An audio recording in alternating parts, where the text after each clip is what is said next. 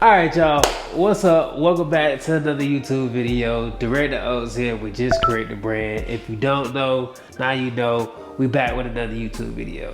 Alright, so in today's YouTube video, we are going to show you how to make a podcast set in your house, living room, whatever space you have. I know right now times are hard. People want to get into creating content. People want to get into podcasting and all of the things. And you might not be able to afford a studio. You might not be able to get the bells and whistles that you see your $1 million worth of game and your Oprahs and everybody else out there who has all these big viral podcasts. And you want to do it, you have something to say, but you might not have the resources to do it. So I'm gonna show you how to turn this right here into this. Now that we've gotten past what the final product is going to look like, the first step is going to be how you get your set together, how you want to move your furniture around, and all of those things. Depending on what type of furniture you have, whether it's a sectional, 2 individual chairs, that is all contingent on what pieces you have. But what I'm going to show you is how to maneuver what you have to make it look as visually pleasing as possible. For today's example, I am going to be using my couch. I am going to be using a sectional. What I'm going to do is I'm going to move that over to the space, and then I'll kind of explain to you some things to think about when you are setting up your set. All right, so be right back.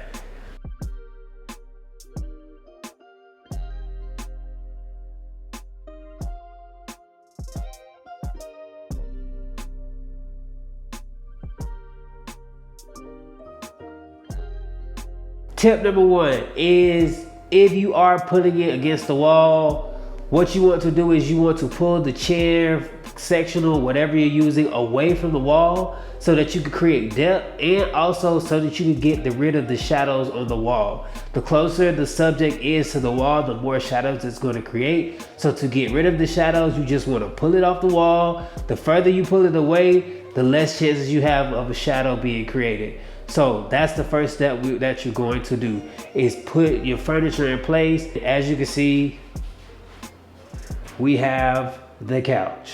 I always go lighting first, then we can start setting up cameras, tripods, audio, all of those things. Well, vice versa. I'll do audio and lighting, or lighting and vice versa. But before you set up the cameras, you want to make sure your lighting is in place, and you want to make sure that your audio is together. So whichever one you want to do first, those are always interchangeable, but do those 2 first before you start setting up cameras, because you need those to be in place so that you can make sure your framing is right and all of the other things like that. Let's get into it. Okay, so there are multiple light options that you can use. I'll be using the newer 150B. I have 2 of these that I'll use. And depending on whatever type of modifiers you could have grids, domes, however you want to do it. I'm going to show you how I'm doing it this time. I do change up my lighting from time to time as I practice to figure out what lighting source I prefer. Recently, I've been putting this on it right here, and I've been just shooting it at the ceiling. I'm not necessarily lighting a big space, so it doesn't take much to light it. I prefer to shoot the light up into the ceiling and let it bounce down, because I'm trying to alleviate as many shadows as possible. I just don't want any shadows. And depending on if you have a bigger space, depending on how many C-stands you have, I do prefer top-down lighting, but it does take a little bit more to achieve. So it just depends on what you're trying to do. And for me, this is a quick and simple setup, so I don't necessarily have to do as much to light the scene. And so I'm gonna show y'all just what 2 simple 150B lights can do. You probably, if you had a 300 or any light that would be bigger, you probably wouldn't need 2, you would just probably need 1. So it's all contingent on what you need. I will link this in the bio or the description so that you can see. It's a very inexpensive light. It's only like $150. I think I caught it on sale or something like that. So just use what you have. I know you might want the bigger and nicer lights, or whatever you might want to call it, but just use what you have until you can achieve what you want to achieve. So piece by piece. All right, so let's do it. I could put these on C-stands, but because I'm not doing a top-down lighting setup and I'm just shooting them into the sky, I might just use the regular 3-leg stand. So it's just depending on how I feel at the time. But I'm gonna set up the lights and then we'll kind of get into it from there.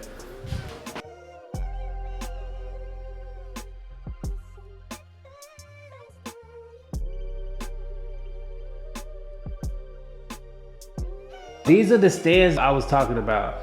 Very inexpensive. I'm showing you the most budget-friendly way to do this. Yes, you can go get you a seat stand. Yes, you can do top-down lighting. Yes, you can do all of the things. But if you don't have the budget, this is a very budget-friendly way to do it. So I'm just showing y'all how to do it on a budget, all right?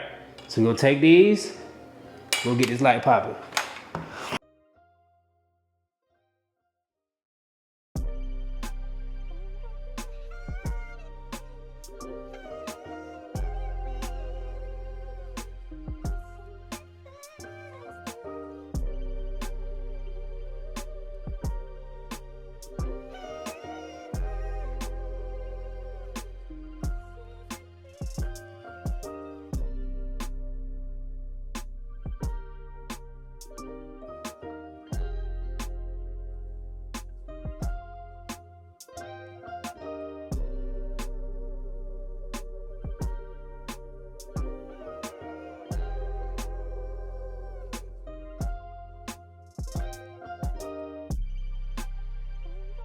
When you get ready to set for your lighting, what you want to do is you want to turn everything completely off.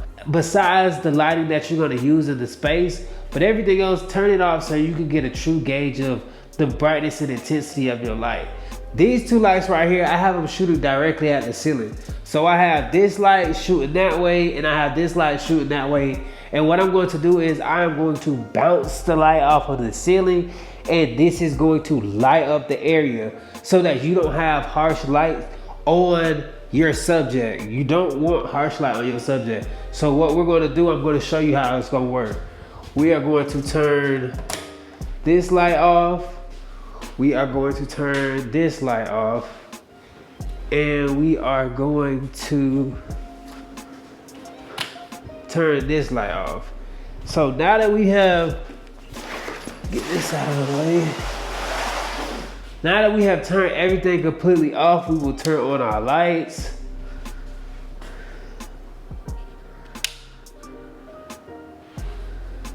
As you can see, just by shooting it to the ceiling, it's extremely bright and it's gonna bounce down. So what we have to do now is just adjust. As you can see right now, it's on 40%, but 40% is just entirely too bright. So let's go down to 25, and then what we'll do is we will work our way up. Boom. Also, I want y'all to remember that I am not lighting for the camera that you are watching. I am lighting for the camera that will be set up here. So also keep that in mind. I'll show you what that looks like, but don't think that it'll look like this. This is just what it looks like because I'm on a different ISO from the camera that I am recording from versus the camera that I'll be recording from. Normally I record, when I've done this set, around 350 to 400 on the ISO because I want a clean, sharp, crisp image. And then I just let the external lights compensate instead of cranking up the ISO. So for people who don't know, when you crank up the ISO, then you really kind of shift over into getting more noise into your image. So you don't want to crank up your ISO if you don't have to. And there are also shutter speed and other things that go into it that kind of plays a role into your picture. But just know that the more you crank up your ISO, the more noise you'll get into your image. So I try my best to keep my ISO as low as possible. Now that we kind of have the lights just in place, they're not set, they're not perfect or any of those things, just giving you an idea of placement. Have two lights opposite of each other, but have them pointing across from each other, shooting up at the ceiling so that it bounces down, and that'll be your lighting. So next what we'll get into is we'll start setting up the audio. These are the mic stands that I am going to be using. You can get this from Guitar Center. or you can order it off Amazon. I will put the link below, or put the link of one similar that you can use. This one was on sale for $34. You could get them from $20 to $40 to $50. It just depends on what type. You don't need a very expensive one. You just need something that's gonna hold your mic up. You ain't gotta do all that, okay? So we are going to take these out. I actually just purchased these, so I haven't even taken them out of the bag yet. So as you can see, they have the 3 legs. Boom, boom, boom. Here, you loosen this. It comes down. And boom, you have your mic stand.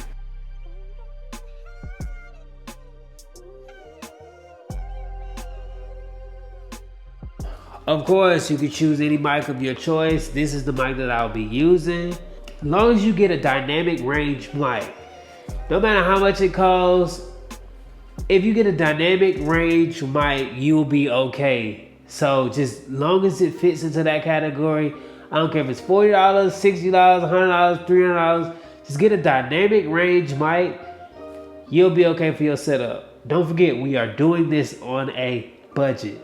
But I ain't gonna lie, I am everything Rode. So Rodecaster, Rode mic, Rode sponsor your boy, we outside. This is what it looks like inside of the box. So you are going to take it outside of the box. This little piece here, it goes here.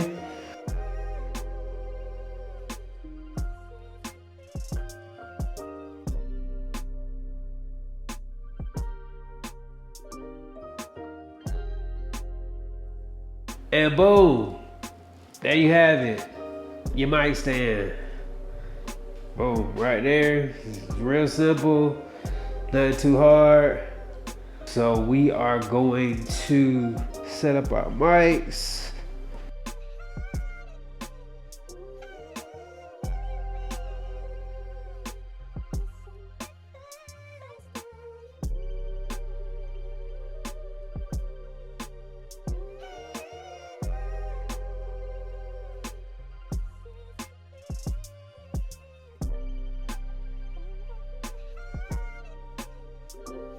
Got my 2 mics, they set up. One more piece that I'm going to do is I am going to add some colored lights to the back to just give it a little pop. Let me do that as well so y'all can see that before we actually set up the audio. So I can, and what you wanna do is, if you have colored lights, just put them in the back, same concept though. You don't wanna have it close to the wall. You want to give it a little space so that it can bounce off the wall and give you the color that you're looking for.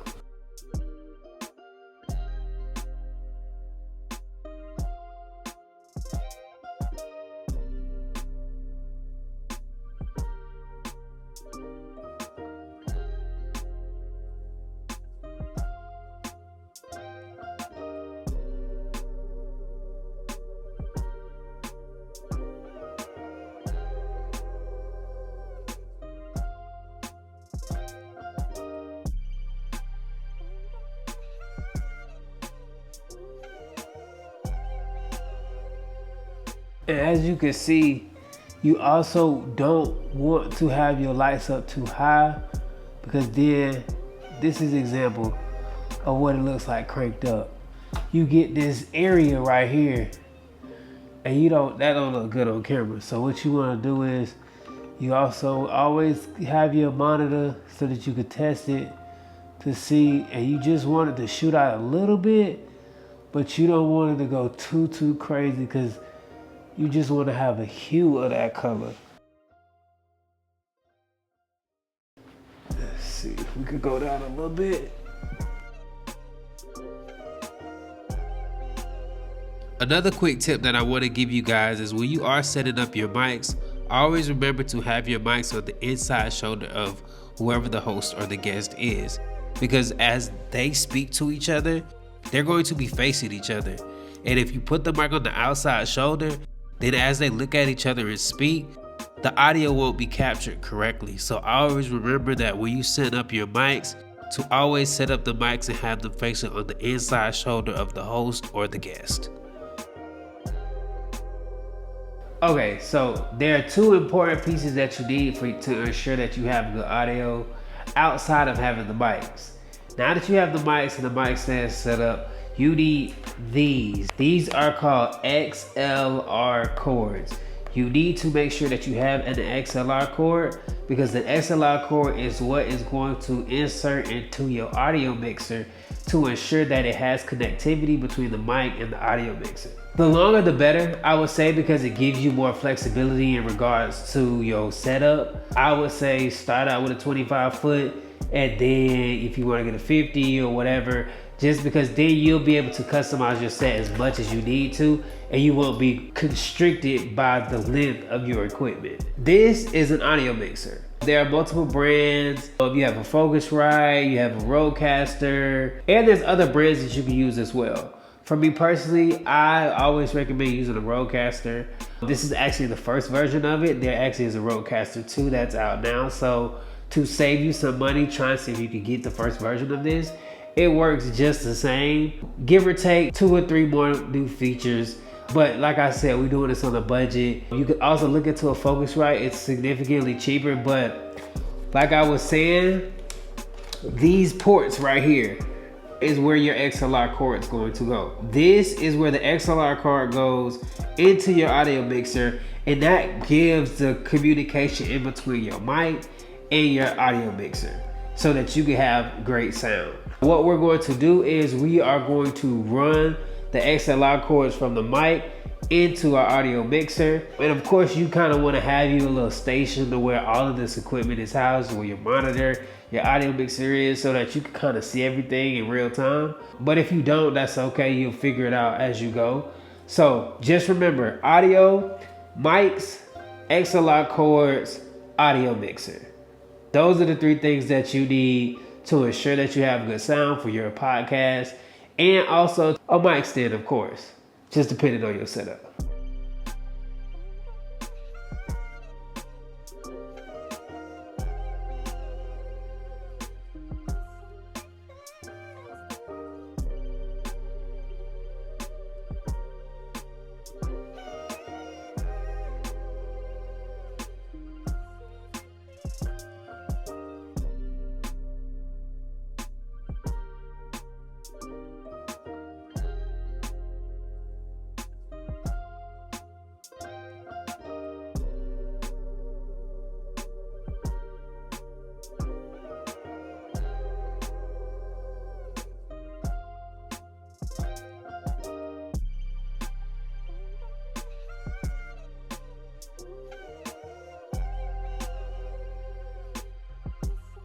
Okay, so we halfway through the process.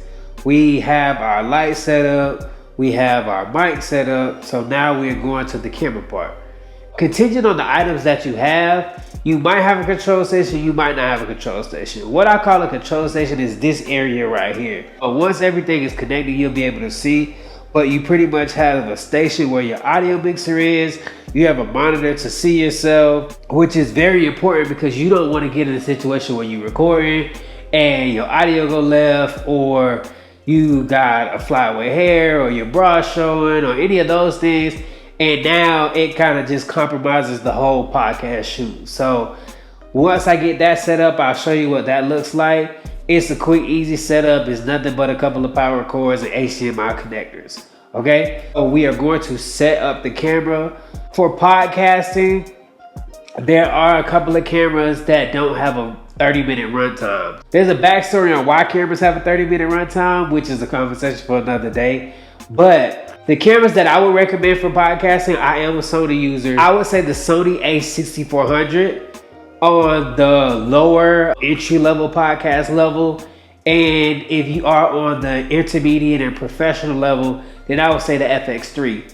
Those 2 cameras don't have a 30-minute runtime. What that means is that if you are recording a segment that's longer than 30 minutes, you would have to start and stop your camera, or your camera will automatically stop in the midst of the recording. That is a very important factor in regards to what type of camera you get if you are transitioning into becoming a podcaster, because you just don't want to get in a situation where you are recording by yourself and your camera has a runtime and you forget about it, and now you've recorded for an hour and you have 30 minutes of it. Contingent on the space and dimensions of wherever your location is, that's also going to be a big factor on what lens you use. For this setup, I am using a 35mm lens. It's a prime lens, so it doesn't zoom in, it doesn't zoom out. This is just the lens of my choice that looks the best for me personally for my setup. I can't necessarily say that you need to get a 35mm lens. I can't say you need a 50. I can't say you need a 18 or 105 or any of those things. One thing I will say is if you are looking for a lens that would kind of do everything or help you across the board, look into getting the 24 to 70. So that means 24mm to 70mm. That gives you a great range of focal length to decide what looks best for your podcast setup. I will say that you definitely want to get something that's wide, and if you have the option for it to zoom in, then do that. But stay away from anything past a 35mm. 50mm are cool, they look great, they're crisp, but a lot of people just don't have the additional depth in their house to make the 50mm look the best. It'll be a little too close up on you, okay? So that's just my personal recommendation. So what we're going to do now is we're going to set up the camera, and I have a HDMI cord running from the camera, which will be running over into the monitor. Once I connect it, you'll be able to see it, and that will give me my real-time view as to how everything is looking from setup. So let's do that.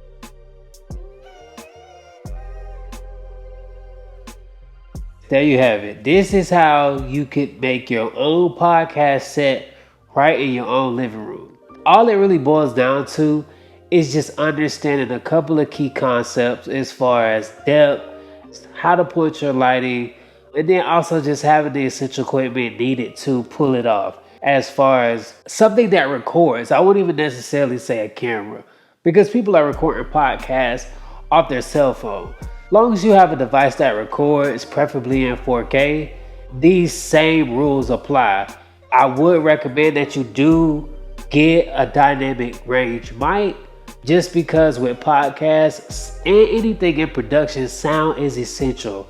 If it sounds good, you have greater than a 50% chance of people even watching or listening to your content, because no matter how good your content looks, if it sounds bad, they're gonna turn from it. Nobody wants to hear it or watch anything that has bad audio. I say all that to say that I hope that this video was useful. I hope that you guys were able to find some tips from it.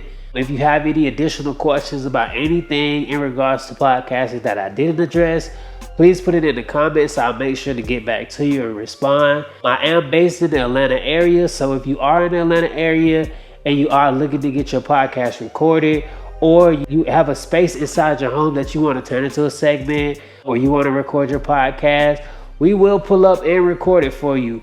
Or we will also help you set up your podcasting space so that you can record it yourself. But I wanted to create this video because I know that there's a lot of people who want to get into this podcasting space, and they're just trying to find a budget-friendly way to do it. In the midst of me just messing around with some equipment, I thought, hey, it would be cool to just show somebody that, hey, you don't need a studio to create your podcast set. You don't need a studio to record your podcast. You just need a couple of essential pieces of equipment to, as far as recording and getting the visual the way that you need it, and you could be able to do your podcast right at home. So don't be intimidated by the process. If you haven't subscribed to the channel, please subscribe to the channel and let me know if there's any more videos or tips or anything that you need in regards to podcasting, and we'll be sure to create a video for it. It's been my pleasure. I love y'all. I'm getting better at this YouTube thing. I'm putting more and more content out. But I close out the video by saying that times is hard. As creators, don't look at the finances to create. Get out there. That's why the brand is called Just Create. Figure it out. And also, too, don't be afraid to reach out. In this community, as creators, I haven't got where I needed to be without asking for help, without asking how to do this or how to do that. So please let your creative community be a resource for you. But I've talked your head off. Enough is enough. Love y'all. Peace. We out.